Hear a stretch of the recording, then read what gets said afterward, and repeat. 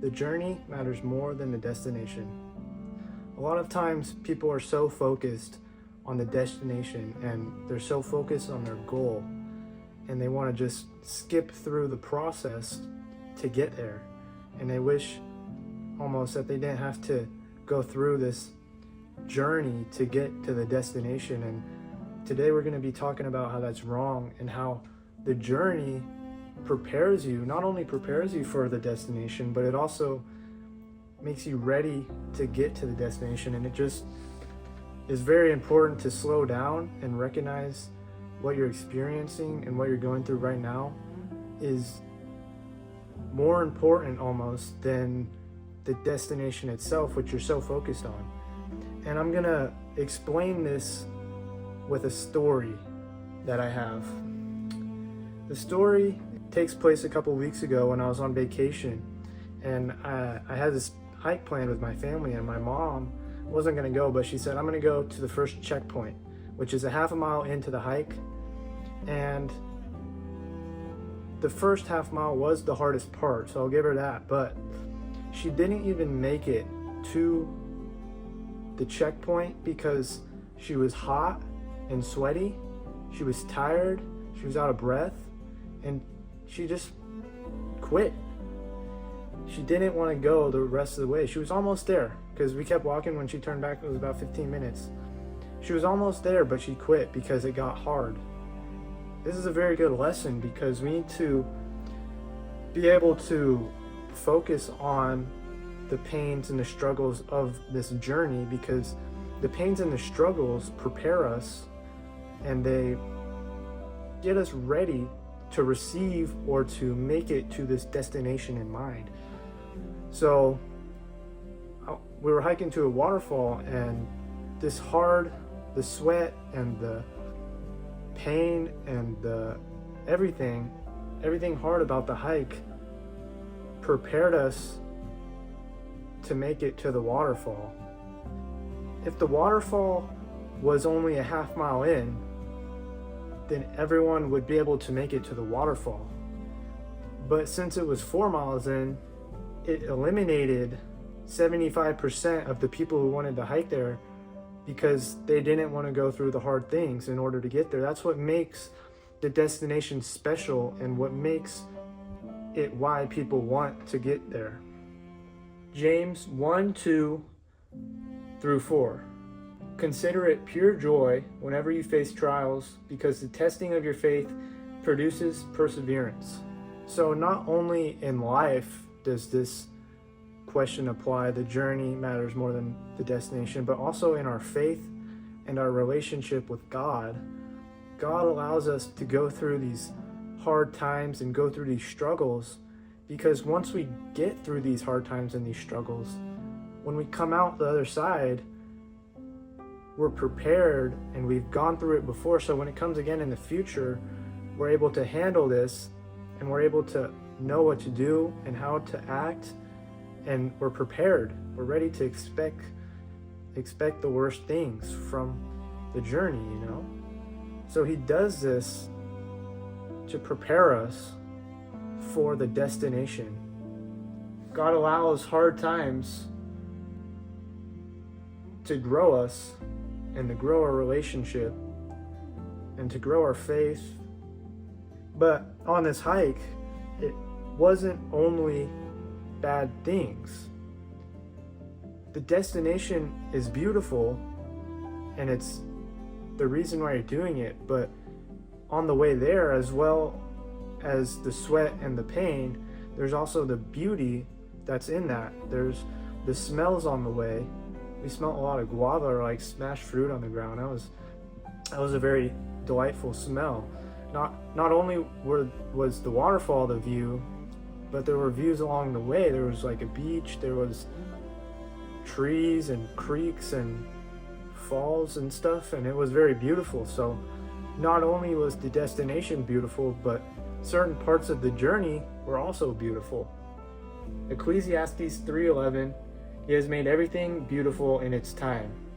Beauty isn't always in the good seasons, but it's also in the bad seasons too. You just gotta be able to look for it and to recognize what it is for your situation. Sometimes we are so focused on the goal that we have in mind that we oftentimes overlook the journey which we're currently enduring.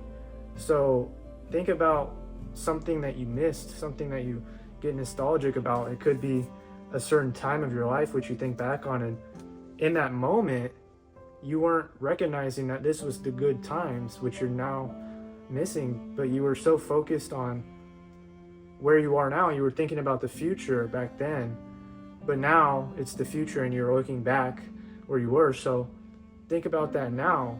Be able to focus on the moment and not the future, because in the future you're going to be looking back on where you are now and you're going to realize that this was the good times. So it's important to recognize the journey, because in the future we're going to miss the time that we're in.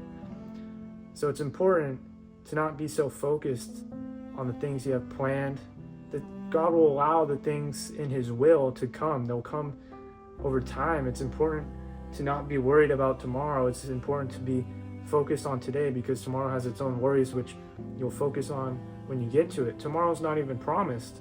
You could die in your sleep over a heart attack. You won't even know. So it's important to focus on the present moment, because that's all we truly have. Matthew 6:34, do not worry about tomorrow. Each day has enough trouble of its own. A couple examples that you could be focusing on is maybe you're trying to get fit and you're going to the gym and you're so focused on the six-pack or the muscles and the fitness, you miss the workout that you're doing. I myself work out, and I've come to learn how to enjoy the workout. It's honestly like a big part of my day, because I've been doing it for so long now. I honestly look forward to it because it's almost exciting. It's comfortable to me because it's part of my routine that I do every day, no matter what. Obviously there's days which maybe the gym is closed and I'll end up missing it, but the next day I'm just right back at it. And it's important to do that and to appreciate the workouts that you're doing. And another example could possibly be your school or your career plans. You could be so focused on becoming a nurse or becoming a doctor or becoming a firefighter, whatever it is, that you miss the classes on the way there, and the friendships and the conversations and the little things which you might be taking for granted, and which in the future you're going to be looking back on and realizing that you didn't appreciate that moment enough. So it's important to recognize now what these moments could be. God cares more about who you become on the journey than who you are at the end of the destination. He gives us these struggles and these hard times in order to grow us and in order to make us stronger and our faith better. And He cares about making you who you are. So that's why He allows these times. In the First Testament, He let Israel wander for 40 years, and God could have given them the promised land right away, but it was important for them to go through these hard times and these struggles in order to be rewarded with the promised land. They got it when they were ready to receive it. The journey was necessary to shape them. Deuteronomy 8:2. Remember how the Lord your God led you all the way in the wilderness to humble and test you in order to know what was in your heart.